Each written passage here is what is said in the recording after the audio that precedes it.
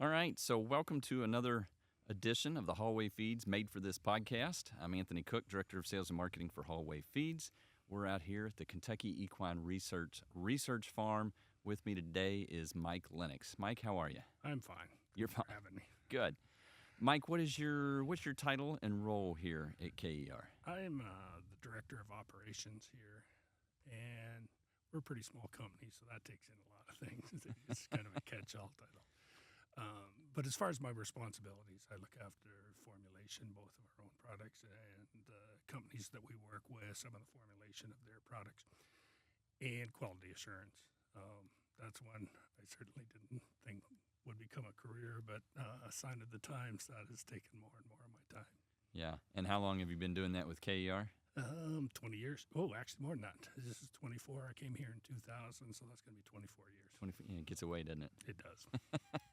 Well, you just barely beat me. I started at Hallway in 2002, so I'm at 22 years. Yeah. You know, it's amazing. And both your company and ours has had people that, the years get away on you, but you start counting how many years that they've been here. We don't have certainly the turnover that a lot of other companies do. Yeah, people come and like to be here. It's a pretty nice place. but then if you're watching this on the video and not listening to the audio version, you can tell why. I mean, here we are pushing July. We got green grass, green trees, horses are out, birds are singing. We're underneath a shade tree, just loving this right now. Sometimes we get clients or suppliers that come in that are used to certainly more commercial situations, and so they come and visit us here, and they're just blown away by this is a pretty nice place to come to work every day. Yeah, it is. You know, we get a little bit numb to it, but we're certainly lucky to be here in the bluegrass region. But then with scenery like this, it's not too bad. Not too bad at all. So as long as we're on KER, let's talk about that a little bit then. So how long has Joe had the farm here? This is we had our 30th anniversary a couple years ago, so I'm going to say somewhere around 32 years. Okay. And and now it's built up. I mean, he's just kept growing towards the back. At first, it was just this front barn and the high-speed treadmill, and that barn wasn't even the original barn, so it's been replaced, and then we've added on 2 or 3 other smaller barns that have specific uses. Yeah, well, that's great. And then the whole research center down in Florida. Well, then we added another one in Florida, so that, the way weather is, it's pretty nice to be here today, but in the winter, it's still Kentucky winter. So that's right. As far as some of the types of research you're doing, it's nicer to do it if it's, nice weather. So certainly Florida in the winter is a nicer place to be doing research. Kentucky in the summer certainly nicer. Yeah. It gets a little steamy down there, apparently. Yeah, absolutely. Well, we're going to talk oils, Mike, but before we get into those oils and what they're good for, I got to ask you a question, and I ask everybody that comes on here the same question to start. Okay. What's your first memory? What's your first recollection of a horse in your life? Oh, boy. I don't know how old I was, but I was pretty tiny, and we had this pony called Silver that I grew up on a farm, and so my parents decided that was something good to sort of keep you out of trouble, was to give you a pony, a little Shetland pony. You know how they are; they're just mean and ornery. So it's good to keep kids in lines. So that would be my first memory of that little pony called Silver. Little Silver. Yeah, I was going to say a Shetland pony, and it kept you out of trouble. Well, whatever. That's how you tell the story. Yeah, there you go. Oh, good. All right. And then you knew from then that this was a thing for you? You're going to be around horses? Well, my family on both sides has horses in the pedigree a long ways back, basically as far as anyone can remember. So, and I still have one horse.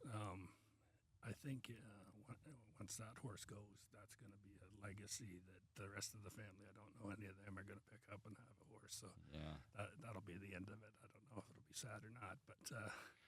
For anybody listening, we were talking about that weather and that first pony there. Mike's not from Kentucky. He's north of the border. He knows a thing or two about bad winters. What part of Canada? North of Toronto. Okay. So yeah, you wouldn't want to be doing research in Toronto in the winter.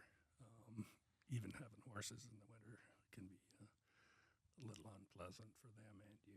And yet they just keep on racing those standardbreds and thoroughbreds and Well, you know keep what? on going. They end up being tough. I had a quarter horse that originally came from Winnipeg, and you talk about a tough horse. That you see them out in the winter with snow on their back, and they're fine. They're just loving it. That's what they're used to. So, yeah, they can be pretty tough. Dad had a great story. He worked at Winfield's farm up there. I guess that's in Oshawa or on Yeah, the it edge. is. Yeah, it used to be. Well, Yeah. I used to live fairly close to that too, just up the road from them. So yeah, I know what you mean. He was there in the early 70s, and he remembers his first winter up there. They had run-in sheds out in the fields for all those mares, and they had some high-dollar mares because they had a powerful breeding shed at that time. They did. And he remembers going out and was first blizzard or something up there, big snowstorm, and he was worried about these high-dollar mares, so he goes out to check on them in the run-in shed, and it's, knee-deep with bedding, and it's got hay in there, and he figured that whole field of mares would be in there eating hay, getting out of that storm. No, not a mare was in that running shed. They were out in the field, Standing in the sun. had their back to the wind, and just, yeah. So he said he learned a whole lot from those horses. They're made to be outside, aren't they? Yeah. So anyhow, we didn't come to reminisce, at least not that much. I wanted to talk to you about oils. Okay, So a lot sure. of horse people use oils, and so that's a whole lot to cover. So we won't get too deep because you can go right over my head. But the reason I like talking to you, Mike, is that you make it simple for me, and I appreciate that. Where did oils come from? How did we start using them? What are we using them for? Let's start with the basics. Well, if you look back, let's go 70s, 80s. Before that, there wasn't a whole lot of oils used as far as feeding horses, because I think just tradition, everybody thought, no, horses don't eat oil. But then we realized that it's a really good source of calories. It's a concentrated source of calories. And so by adding that, you can get more calories to them in the same package that you were doing before. So at that point, adding any of the vegetable oils to horse feeds or adding it to the top of their feeds became fairly common practice. Yeah, so you said it right there, that concentrated source of calories. And I think the number we use, if you take an equal amount of corn and corn oil, you've something like 2.25 times more calories in that oil than you do in the corn itself. Exactly, calories per kilo. Yeah. Yep, calories per kilo. There's your international work coming out. Oh, yeah, okay. Calories per pound. Yeah, thanks. I am bilingual. I do speak pounds, too. Thank you. Appreciate that. But yeah, you're right that just that concentrated source of calories makes a big difference. Yeah. But then there's so many more uses of it than just the calories, right? So we rely on it for other things when we put it in a feed. Well, that's right. So when you started off using it, corn oil was kind of the gold standard. It didn't have a whole lot of flavor, didn't have a whole lot of smell to it. So it was easy to slip in there, and horses would eat it. That continued to be the case until we started looking at the fatty acid profiles of them. And then there was, at that point, we started to think, well, maybe soy oil is, in some situations, a better choice just because of the balance of omega-3s and omega-6s. Mm-hmm. So soy oil started to get put into there. And then after that, to try and manipulate it even more, they started using flax oil to increase the omega-3 fatty acids in the feeds. That worked to a point, but you could still only move it so far. Then that's when we started to look at the more creative sources of oils. More creative sources. Yes, more difficult or whatever. So then after that, if we want to take it even further than that, you needed to start looking at the marine-derived oils, fish oil. And what we were getting differently there was we were getting the longer chain fatty acids, the 20 and 22 carbon fatty acids, where all the vegetable ones had 18 carbons. And so there was some things that was doing metabolism-wise and that different that you just couldn't get with the 18 carbon ones. And so at that, it was almost unfortunate that we were still talking about oils because people just thought us substituting one for the other. But it really wasn't, in that when you start using those longer fatty acid chain oils, it's doing different things other than supplying just calories. Right. And so that's been a big part of the research here, is seeing what they do differently if you start using those 22 carbon fatty acids, fish oils. So let's come back to the fish oil in a minute, because I feel like, and as you've kind of indicated, man, that sits in a category all by itself. It does. And it does some special things. But you're right, corn oil is the gold standard in the equine industry. It's what we all started with, learned with, knew of. But corn oil, soy oil, flaxseed oil, wheat germ oil, rice bran oil, as far as the percentage of fat, they're all the same, right? That is correct. So the total number of calories would stay the same. The total number of fat stays the same. So if you're substituting it into a horse feed, it's the same amount. Right. But then you start getting little differences, like you said. Okay, corn oil versus soy oil. How do we make that difference? Well, the corn oil, it's the omega fatty acid balance. It's that bottom rung of the ladder, if you will. Correct. Yes, you're getting the fat, you're getting the calories, but we could do one step better in most cases with soy oil. Not always better, certainly different. Different. If we have a different goal, we can use one to get to that goal. Right, and I think that's important. That's what I'm going for, is how do we differentiate choosing these oils as a horse owner? Yeah. And so corn oil versus the soy oil. Corn oil could have some inflammatory effects potentially. If there's something already bothering the horse. It's not going to cause it, but if there's something already bothering the horse, the corn oil could exacerbate it. True. Okay. Depending on the rest of the diet, but yes, true. There you go. And so then you move to soy oil, and it's actually, in most cases, a little more economical. It has been. That would be true. Yeah. It wasn't originally. Maybe not originally. But yeah, in the situation as it is now, that's probably true. Right. And so you get that soy oil choice a lot of times. But then, say, wheat germ oil or flaxseed oil or rice bran oil. I feel like there's specific instances maybe where a horse owner would want to choose one of those, because obviously they all have the same amount of calories per pound. So how do we decide what the right move for the horse is? Yeah, the wheat germ oil is kind of a legacy thing, in that because of how it was processed, there were some antioxidant properties within that came along with the wheat germ oil that might not have been coming along with the other vegetable oils because of how they were processed. So that one goes back to a health type of thing. Your grandmother probably said, eat wheat germ oil. At least mine did. She didn't know why. She just knew it was good. Somebody told her it was good. And it was probably those antioxidants that you end up with in wheat germ oil that might not be in some of the other oils. The rice bran oil, same thing. We're looking for some other nutritional things within those oils that you might not get in corn or soy. So the rice bran oil, to me, has always been, if I'm going to recommend it, it's probably going to be a horse in exercise, because we're looking at the other benefits. The gamma-oryzanols, to me, it's a bit of a natural bodybuilder for a horse in exercise. That is correct. Okay, because I'm glad you said that, because, man, I'd have been recorded on here, you telling me I was wrong. It's on video, and for all of posterity. Boy, this guy, he's been wrong for decades. No, that's we'll get that on I'm sure you'll hit me up before we're done. We'll get it on something, and you can call me at it. No, but that's how I recommend it. Again, all of them have the same amount of fat, so we need to differentiate. And then flaxseed oil.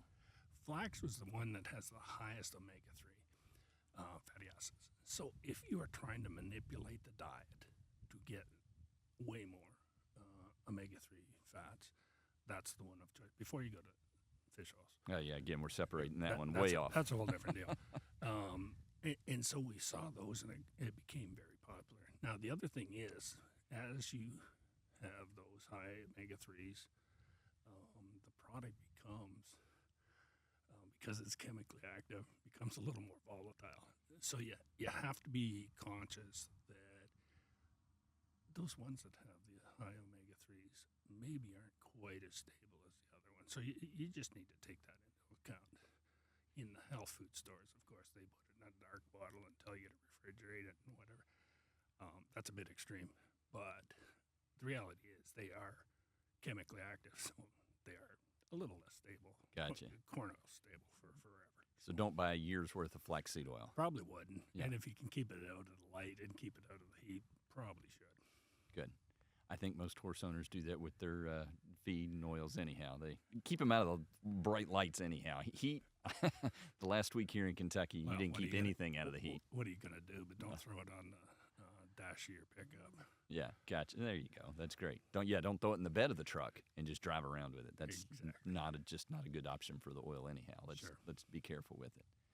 Okay, so then I said we'd separate the fish oil. So you started explaining the science behind that one. Man, the EO3 has been a fantastic tool for us to be able to recommend to farms. How long has it been since you all started doing work on the marine-derived fish oils like that? It's been a long time, but the early on fish oils were, they smelled like fish oil. Yeah. And it was really hard. Horses, other than in a research situation, horses wouldn't eat it. And even if they ate it, the people feeding them didn't want to have it around.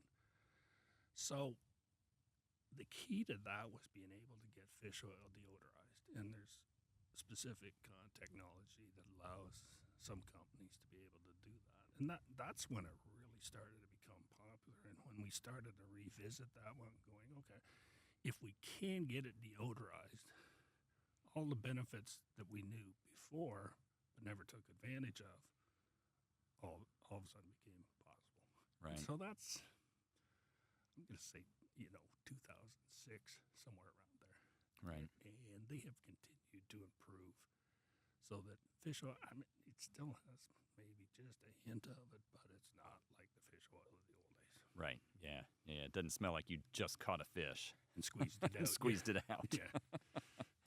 Yeah. So it's better now. But as a tool for horse owners, There's so it's many. been a problem solver. There's been so many of the benefits of those long chain fats that we might have known for a long time, but we didn't really have the opportunity to do anything about it. So, The biggest place I've recommended has been reproductive issues. well, and it tends to be proven more in the other species because it's real hard to prove those things in horse research. Just because, our breeding horses are so closely watched. It's not like you can try and get trends looking at cattle that are just out and trying to do that. But we know that it works in the others, and we've proven the mechanism of it in horses. So yeah, it's a game changer. Yeah. And not just stallions. I mean, we're talking brood mares as well. Oh, absolutely. Yeah. And so now we've actually, we sell the KER EO3 as a standalone product, but we've built it into two feeds. Our Stallion Max product for breeding stallions, Right. and then a product for brood mares. So Right. if you're not wanting to keep the oil around or pour it on top, or worry about getting the levels right, we've built it into the feed for farms for breeding issues. That makes a lot of sense. In that you've taken one step out of the process. I appreciate that. I'm not always told I make a lot of sense, Mike. So, and it's probably because Morgan's not here with us today, and I hate to do that because she can't defend herself while she's in Montana. But she's the one that usually tells me I don't make a lot of sense. What are you gonna do? Well, we got one example. So Yeah. we'll go with that. Yeah, that's enough.